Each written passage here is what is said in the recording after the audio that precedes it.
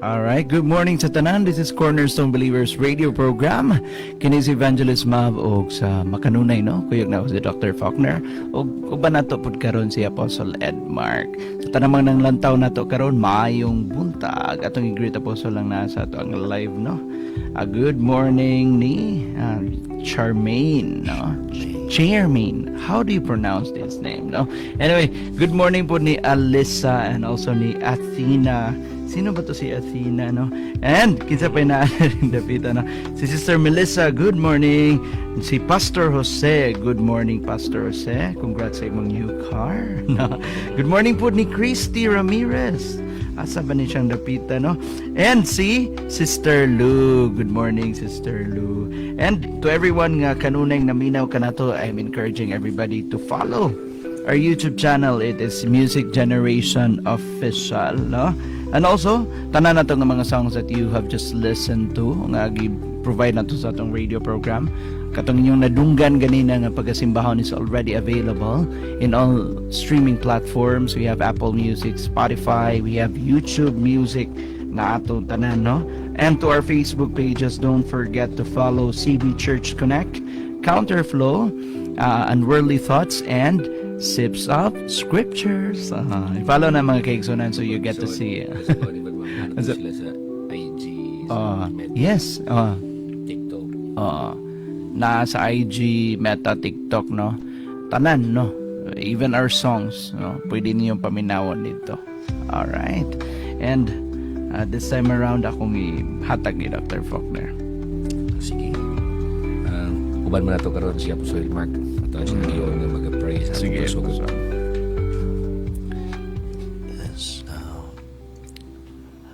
Ama na mo nga balaan salamat nini nga kabuntagon sa bagong oportunidad nga mas maka-discovery sa imong kaluoy, grasya o sa imong kinaiya o mo kanimo tabang sa tagsa-tagsa nga imong giplastar giposisyon sa pagpamatig pagdawat imong pulong sa pagdesisyon sa kinabuhi nga diya madaugon kang Kristo Jesus. Among giampo amahan nga mas dagan pa nga dili lang maplastar sa kaluwasan ko dili may musab nga maplastar diya sa kahimuan nga may mong ekspresyon usab or channel usab sa imuang kaluwasan ngadto sa uban o among gi ampo amahan ng kada usa nga mamati niini nga mensahe karong buntaga may mga mas hait sa pag-discern sa spirito may tungod sa pag-ilang asay gikan kanimo asay dili gikan mo kanimo pag-ampo sa ngalan ni Jesus sa Espiritu sa pagkabalaan. Amen. Amen. Okay. So, ning kabuntagon mong higala, bubalik na pug ko tudlo Good. sa ato ang pag-study sa Exodus chapter 5. And we are now in verse 19 to verse 22. So, last ko nga ning tudlo ninyo pag Monday, ang ako ang gamit ka verses is kutob sa verse 18. Itong iskutan ng verse 11 hangtod sa verse 18. Karon diretso ta sa verse 19 to 22. Palusok ko basa Evangelist Mav sa English nga translation. NLT version. Verse 19. The Israelite foremen could see that they were in serious trouble when they were told, "You must not reduce the number of bricks you make each day." As they left Pharaoh's court, they confronted Moses and Aaron, who were waiting outside for them. The foreman said to them, "May the Lord judge and punish you for making us stink before Pharaoh and his officials. You have put a sword into their hands, an excuse to kill us." Then Moses went back to the Lord and protested, "Why have you brought all this trouble on your own people, Lord? Why did you send me?" And So, Edmar, pala ko basa sa Cebuano. ang pulong sa Dios nga hubad. Tungod kay minsister man ang hari nga himuon gayud nila ang gidaghanon sa tisa nga gipahimo kanila kada adlaw. Nakita sa mga porman nga Israelinon nga maglisod gayud sila. 20 sa niyang nagabiya na sila sa hari, nakita nila si Moises ug si Aaron nga nagulat kanila. Tiyon numingon sila kang Moises ug kang Aaron, hinaot unta kasilutan kamo sa Ginoo. Kitungod kaninyo nasuko kanamo ang hari ug ang iyang mga opisyal. Tungod sa inyong gihimo nakita sila ginungdan sa pagpatay kanamo. 22 midong pag-usab si Moises sa Ginoo mingon, o Ginoo, nganong gipaantos man ang imong katawhan, nganong gipadala mo pa ako kanila. Teka, pangutan na lagi si Moses lagi. Okay, ugma ato po nang balikan na ng versikulo 22, pero karon ato na siyang isumpay ni ini. Anyway, mga higala na yung kabuntagod ng hasikutan karon is lament, faith, and God's faithfulness. Lament, faith, and God's faithfulness. So, kung kinin tulo ka mga themes, ato na siyang lumpungon, kay mo man siya ato ang tagaan nito o connections ba. Sa unsang pamaagi nga related ni sila. So, our aim of our study this morning is to see how honest lament, steadfast faith, and a faithful view of God's character shape our response when God's deliverance or salvation seems delayed or slow. Ano may mong buhaton nimo? Kinahanglan ta nga ni kabuntagon kabalota nga atong pagbangutan ng atong dako nga kasubo ug kaguol uban sa ato ang lig-on nga pagtuo ug sa ato ang maayong pagtan-aw sa pagka-faithful sa Dios sa iyang character nga maka-shape sa atong response sa dihang malangan-langan ang pagluwas sa Dios kanimo. Daghang mga tao sa puton ug magyaw-yaw, maglagot ug mahiubos ug maluyag, ma-discourage minus lagli nako ug ang tao pag ganing gigamit sa Ginoo nga matag na mensahe mapasanginlan pahinuon nga piki ka nganong wa man hitabo ang imong giingon. So di ka buntagon nato ng siyang tan-aw ng tarong kay aron nga dili na kapasagad og yaw-yaw sa mga alagad sa Ginoo. Ang verses 19 to 22 kini nga mga bersikulo, the pressure on the Israelite nga overseers katong mga kapatas sa Cebuano, mga naglantaw sa buluhaton, pero mga Israelita na sila, Evangelist Mav. So, nagka-intensify, nagkakusog, nagkadako. And their cries rise not only to Pharaoh, but also to the Moses and Aaron who spoke in God's name. And kini nga passage nakasentro na siya sa moment of raw nga emotion. Wag yung piki-piki nga emotion din. Wag siya emotional, wag siya emotional effects iban ma. Wag siya wala reverb nga hilak, ha? Walay kwan ba? Walay distortion, walay overdrive. Kung unsa ilang reklamo, mo gyud siya. Ngano man kay ang ilahang mga kabugat nagkalalom, ang ilahang mga leaders nibati sa kabugat usab sa kapakiyasan, and the people's anxiety grows. Muna giingon ba nga okay ra magulgol kay ikarausa, pero ang naguol ang mga tawo ng salig na nimo, nabalaka sila, nagka-anxiety na sila, anxious na sila, nagka-worry na sila tungod kay ang imong gisaan wa matuman unsay imong buhaton. Unsay imong buhaton. So unsa kini aim na to ani nga tong message sa Pastor Mark? To see how honest nga pagbangutan ug ang steadfast faith ug ang atong faithful view of God's character nga maka-shape sa atong response sa dihang malangan-langan ang trabaho sa Dios. Kinahanglan ng tulo: lament, faith, and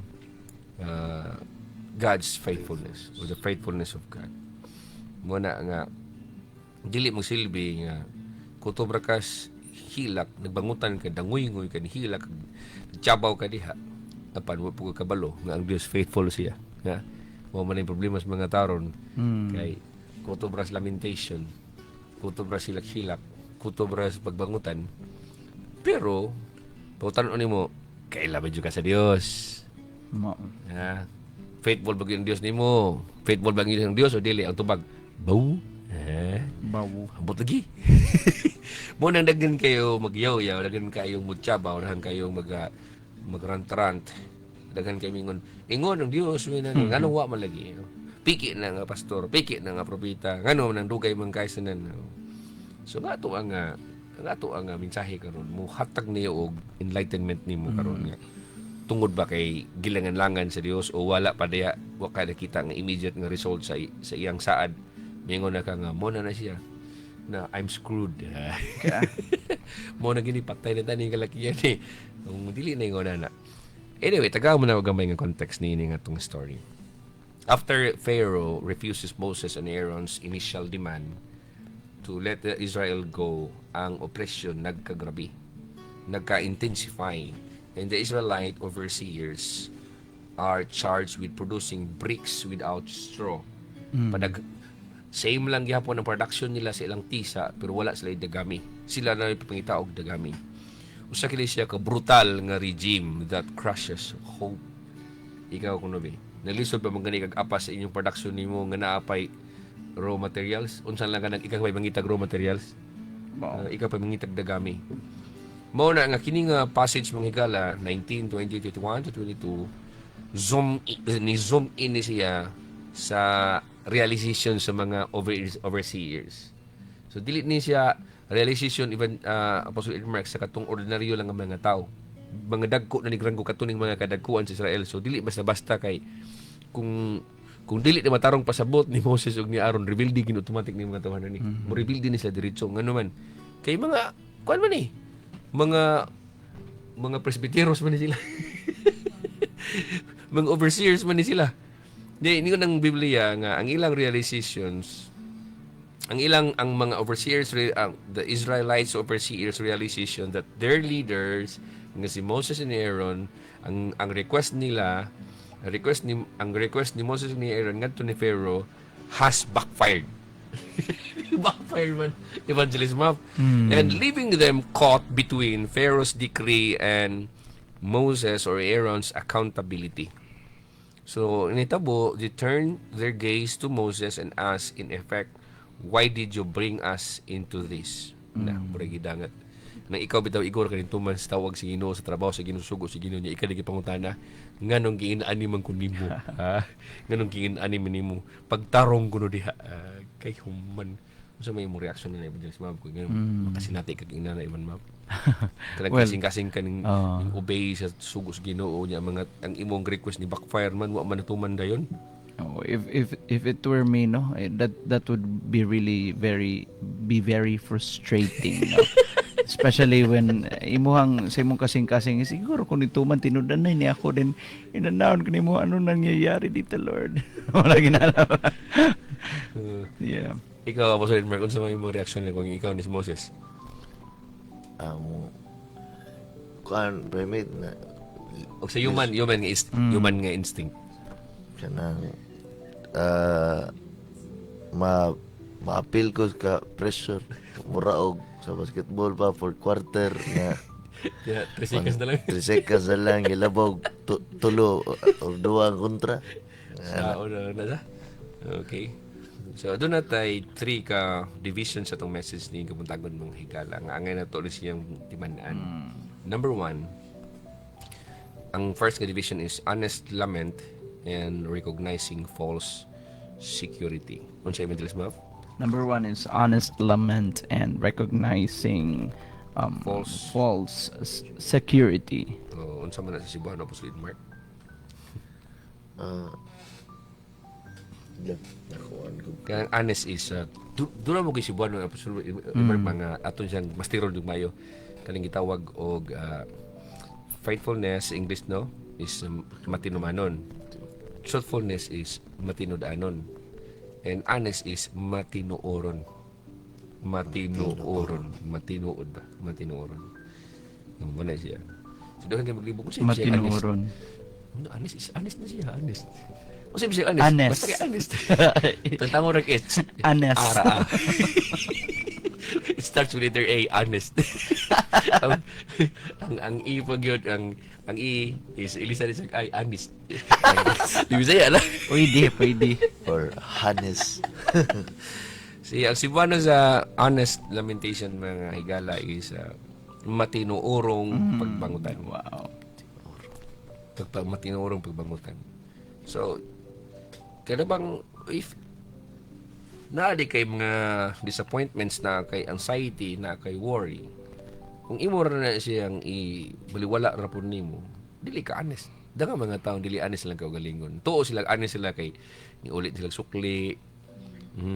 Nahagbong nga pitakas ang tungod, ila ra pong gitawag tong niaging, dre hagbong pitakan mo cellphone nimo.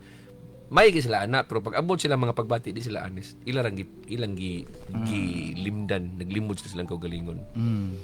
Di man sala ng magbangutan ka kay in fact ang Biblia Apostol Mark na kay bersikulo Lamentation chapter book rather sa Bible Lamentation. Wow.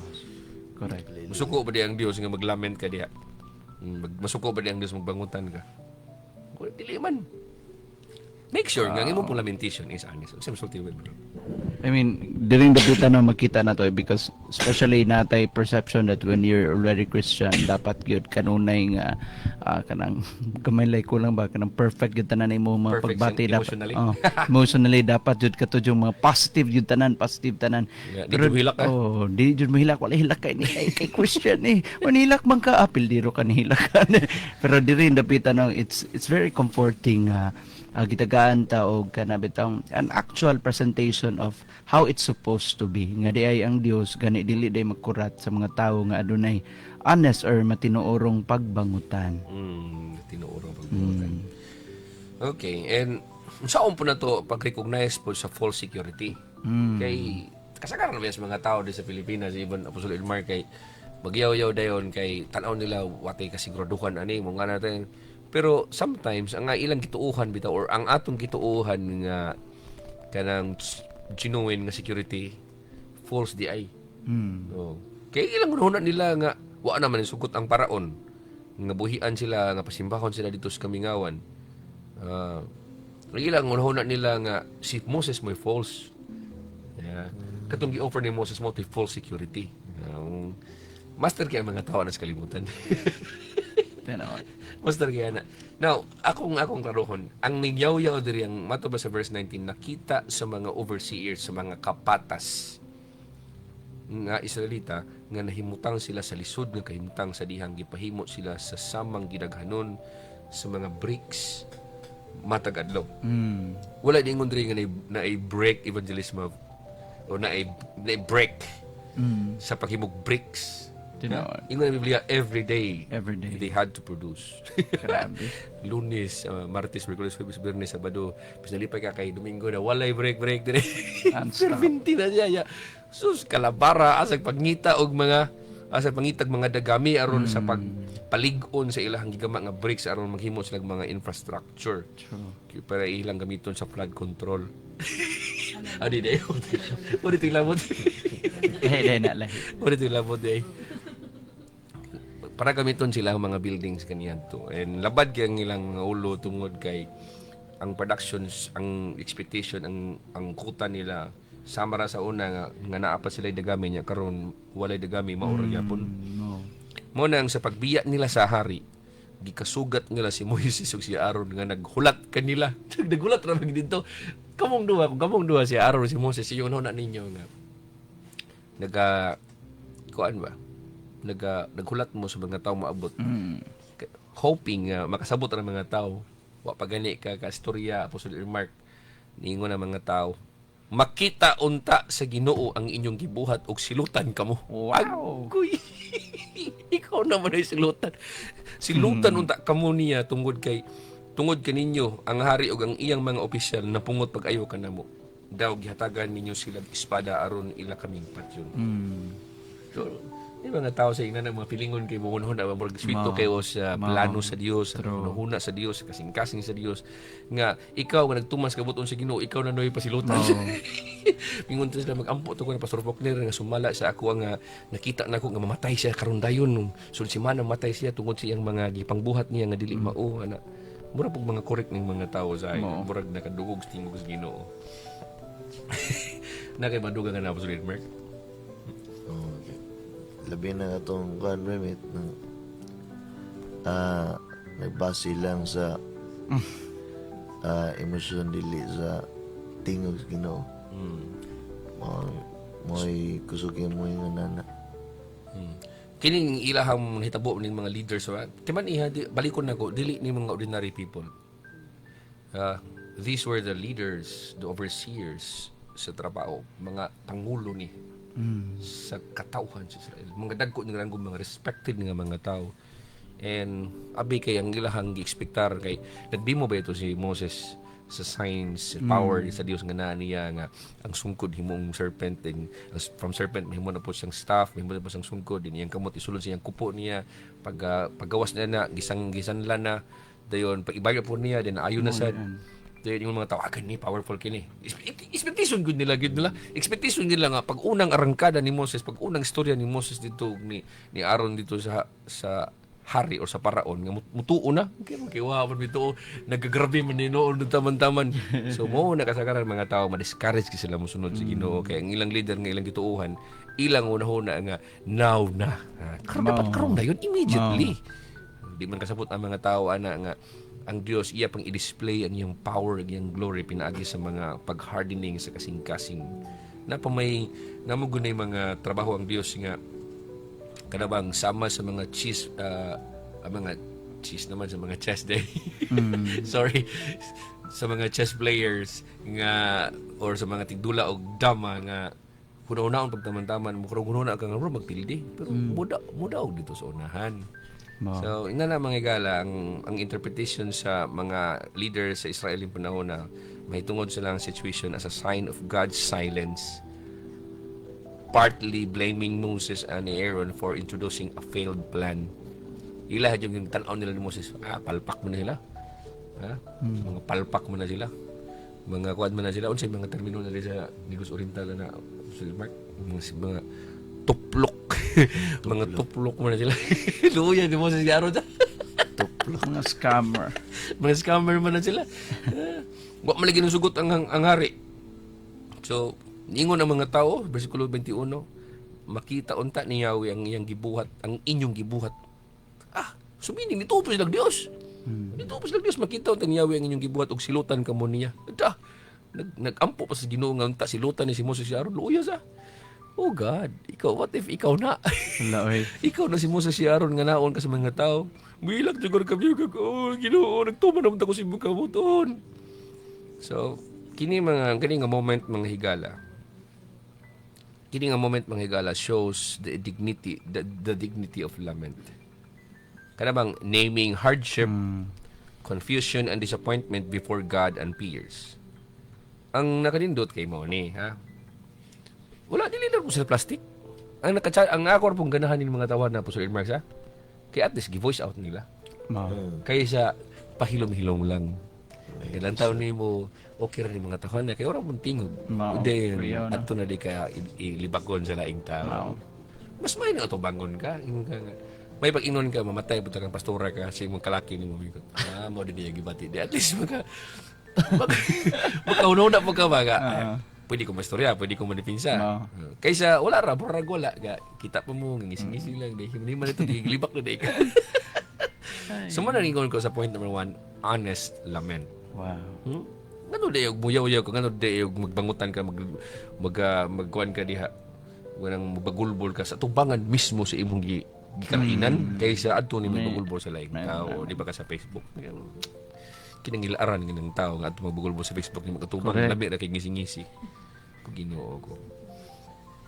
So ang application to take away ni mga higala mao nga it's healthy to bring your disappointment to God and other people when plans fail or seem to backfire. Lament can be a doorway to renewed trust. Pwede siyang may mong pultahan nga musalig ka pagbalik, mapalig-on nimo pagsalig nimo kaysa wa kay gitigtingog. Giluom ra nimo for 10 years, 15 years, 20 years. Di mo nakabantay na ko ng tawahan na mapuno ra ko ng tawahan. That's foolishness. That's unbiblical. ang tarong nga tao is if nakareklamo ato ba nga imong reklamuhan hala iyag-iyag imong disappointment si hurot nagbukbo na tanan diha Mao. kay aron nga masulbad na siya og si tawag na madil og insakto og madunay pag-sharing. So na kay madugang na Apostle Mark. O kanang lisod mo nang magtigom ka og may nanakit sa katao permit kay sa ako nabantayan na mga tao ang lisod idil nga tao kana bang gaihap sa imo ang sipyat nga o tanon po ni musta okay ra okay ra ko pero naa na mga circumstansya yag na tanang issues nga imong sulbaron kada usa di Late po na siya kay ka. ganan mamati pos Late na kay ka kay 10 years ago pa man. nga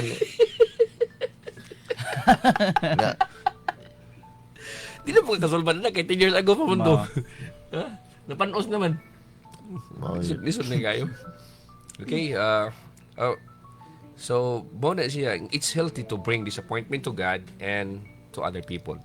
Sugod karon higala if nakareklamo sa Dios ba o sa imo si katawo, ala. Ikaw na ibuga. Ayog lumlo man na kay wa kinangilaran wa jud ko nakita ang tambag sa Biblia nga ang tao maglumloom sa iyang disappointments niya or sa iyang mga kalainan niya kay ubos niya o bagulbol niya sa iyang tago nga ingon ang Dios approve kay kuana. Wagi na proper binugo na siya.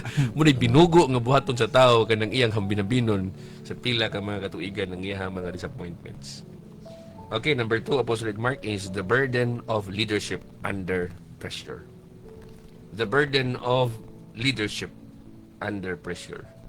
So, masulti naman yung point number 2, Evangelist Bob. Burden of leadership under pressure. Well, for those who lead, nagunay kaluhang kabugat and pressure. I myself know that. No?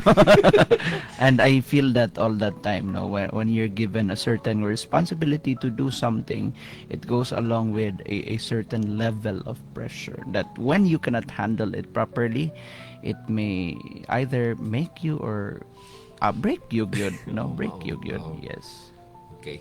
Si Moses din yung panahon na, mutuo man ka mo mga higala nga si Moses spoke with authority on behalf of God. Na si authority gan sa Dios. But at this time, he now faces the harsh judgment of people who feel abandoned. Para nila daw sila gibiyaan. Ila na itong hunahuna. Ha? Itong hunahuna ni ining mga leaders sa Israel, nga gi-abandon sila ni Moses. Murabag na sa stunga. Matod pa nila, diyaw gihatagan, ningon ang verse 21,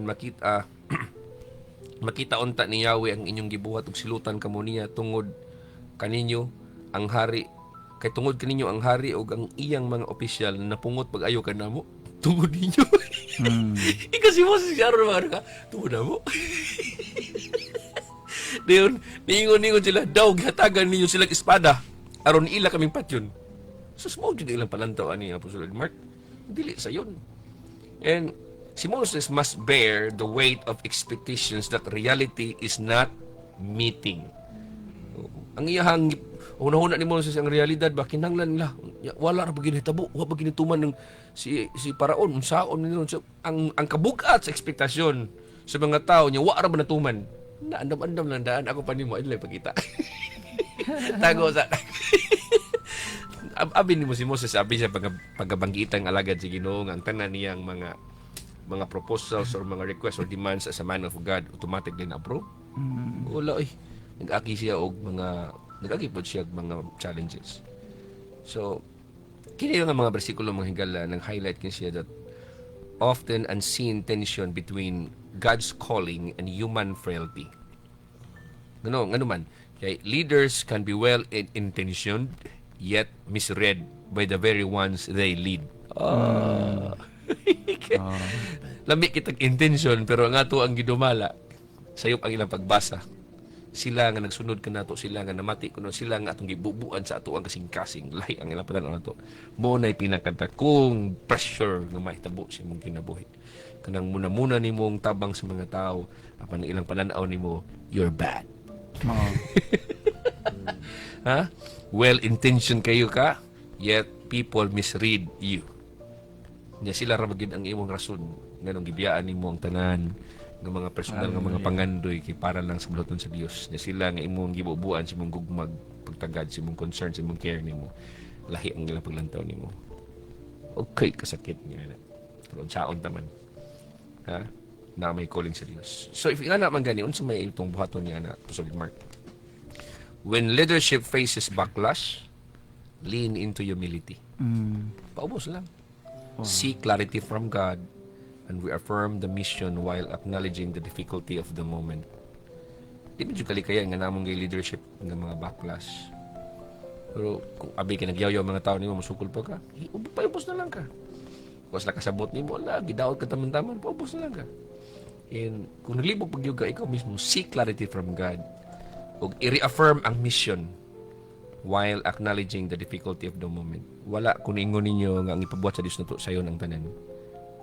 Ka, lisod gyud na kay sila nagpabuhat na sa Dios nato, pero tabangan ta sa Ginoo. Amen. Ay lang po yaw-yaw na po diha. Yaw-yaw di ka karong gabi una unhan ti ka. Panitan ti karong gabi una. Ayaw ra po. Pagsagdain ng mga tao magyaw-yaw, pagsagdain na kay normal man na, natural man na siya. Ikaw hilom lang. Kung kahilak ko nag-ato sa hilak, ayaw sa kanding kay duhan na mo. Ato ka sa hilak. Lord, gawin sa namligin mo. Okay, so number 3, katapusan mga higala. Sovereignty and the promise to deliver. Sovereignty and the promise to deliver. Ang pagkalabaw sa Dios, ang pagkasoberano sa Dios, ang saad nga ipahigawas gid sila. Ang passage naghatag ka nato sa isip na kita nga man nagbasa niini to look beyond the immediate crisis. Ayo lang tawa dayon ni ang immediate good nga crisis. Kay ina maging mga inanagod mo sa salidam na may mga patriling good. Remember, deliverance nini nga time remains God's plan. Wa mo ginaguba ang plano sa Dios, ipahigawas man gid sila. Even if it's not yet visible. Wala nagpasabot nga ang gisaad sa mga alagad sa Ginoo, wala natuman diha-diha dayo mingon na kagawa, mga piki, mga tuplok ng mga tawanan ni ayo paginana. Because if naay plano ang Dios, wala nagpasabot nga ang immediate result, dili siya murag wala siya connection sa giingon gigang gisaad ng plano sa Dios may kaingon ni ka nga di ni tinuod. No. Tarungon ako pag-istorya, God's purposes are not thwarted by Pharaoh's stubbornness or human frustration. Ngano day mga tao dili mo to, ngano day pagahi ang paraon, maguba di ang plano sa Dios. Dili. So though the Israelites face hardship, the overarching narrative points to God's faithfulness to keep His promises, and to Moses and Aaron continuing to press toward God's stated goal. Bahala og daghang musupak, bahala gibalibaran ka, bahala daghang gayaw-yaw, bahalang daghang reklamo, daghang suko nimo, daghang galagot nimo, daghang planong patay nimo, as long as ang Dios ning saad nimo nga mao na yang pagkabuhaton, salig siyang faithfulness. Salig siyang faithfulness. So atong tapuson natong minsan ni kabuntagon mga higala. In delayed nga mga fulfillment of God's promises, cling to God's sovereignty and His faithfulness. Asa man siya ning saad, dito ka gunit. Persevere in prayer and obedience, knowing that God is at work beyond what you can see. Wala nagpasabot na mo nakita negative, makaingon ka dayon nga ang Dios bakakon. No. Ayaw paglantaw sa karon dayon. Kay ang Dios ning saad, iyan ang pagabuhaton. Bisan pag mo abot pa na siya 40 years or 30 years or 20 years, ayaw pa matuman ng giingon. Bahala na. Barugi ang kamatuoran nga God is faithful. So muna itong topic nga buntagon, lament, faith, and God's faithfulness. Kung kanang tulo, kabalo ka mo-apply niya na wala kay kurat sa imong kinabuhi. Daghang salamat mga higala sa inyong pagkikauban ning sa iyong kabuntagon. Ang Dios magapanalangin sa inyong adlaw. God bless you. Amen.